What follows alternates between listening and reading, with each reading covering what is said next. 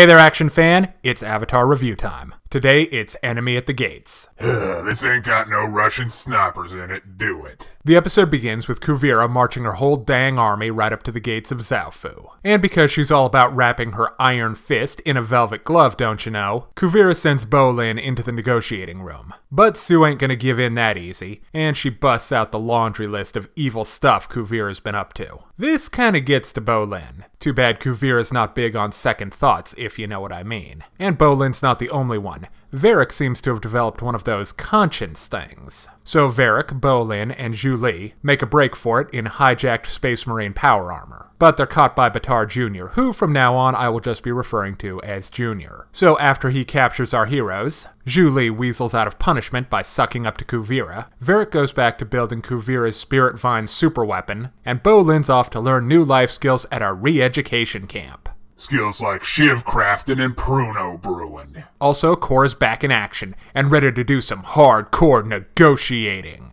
But before the Avatar can get back to Zaofu with terms and conditions and ceasefires and stuff, it turns out that Sue's gone off to handle Kuvira Assassin's Creed style. There's also a B-plot going on about Asami forgiving her dad for being evil, which is nice. This episode is pretty okay. The most exciting part is definitely the power-armored battle between Bolin, Varric, and Zhu Li versus Junior and his red shirts. Those big clunky monstrosities are surprisingly quick and agile, with all kinds of neat onboard weapons like lightning guns and flamethrowers, but they can't stand up to lava bending.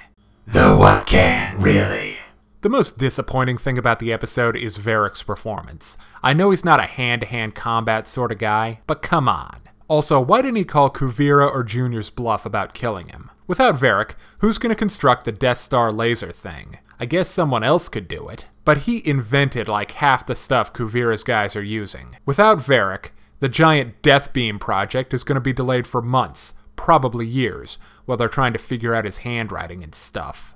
Other than that, Zhu Li has a lot of character development in this episode. She and Varric seem to have a romance going on, or at least they did, until she threw him under the bus to get in Kuvira's good graces. Or maybe she was just playing at Kuvira's Mack truck-sized ego, to get an opportunity to rescue Varric and Bolin later. They also explain why Kuvira is so mad at Sue. Apparently, she wanted Sue to take over Ba Sing Se and a whole bunch of other stuff after the fall of the Earth Queen. The more I learn about Kuvira, the more I'm thinking we may not have a happy, reformed bad guy ending. Sue seems to think, and I agree, that in the Avatar state, Korra would have no problem curb-stomping Kuvira's army of stormtroopers. Also, not gonna lie, I'd like to see that. But I'm happy that Korra wants to do things the harmonious, talky, non-violent way. Like a good guy. Then why did the Airbender kids go to so much trouble to rescue Korra if she's not gonna fight anything? Come on, let's chaotic neutral this. Now let's talk comedy. This episode has some levity to balance out all the harsh unpleasantness from impending military takeovers. Bolin wins the comedy MVP with his typical shtick, and an inspired zinger about what happens at re-education camp.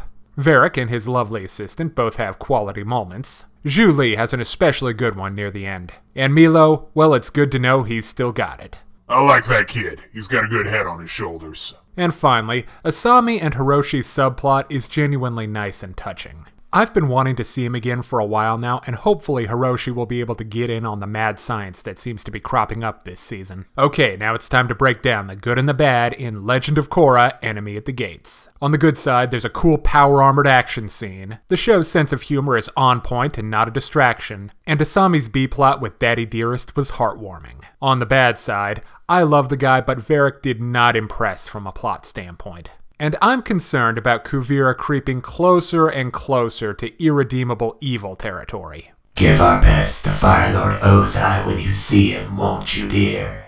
And because this is yet more setup, I'm giving Legend of Korra, Enemy at the Gates a 3 out of 5. If you're interested in more reviews of anime, movies, TV shows, comic books, or video games, check out my channel on YouTube at StupidPrivate913. Or check out my Facebook and DeviantArt pages for video updates and more. Thanks for watching. Hey kids, today's show is brought to you by the letter 4 and the number potato! I'm a stupid private.